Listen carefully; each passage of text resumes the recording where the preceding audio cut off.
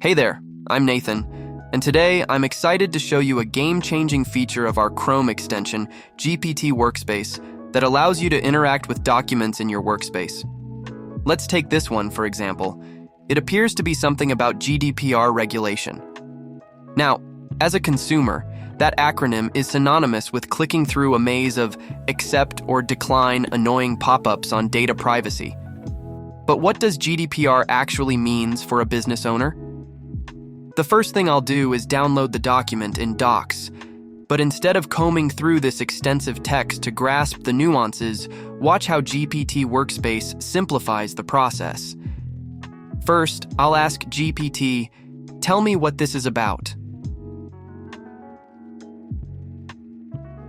With this prompt, we get a quick summary of this PDF file. Lovely. Now that we've got the gist of it, let's dive deeper. Tell me exactly what I have to do if I have an e-commerce website selling in Europe. Just by asking the right question, GPT provides a clear step-by-step action plan tailored for e-commerce compliance in Europe.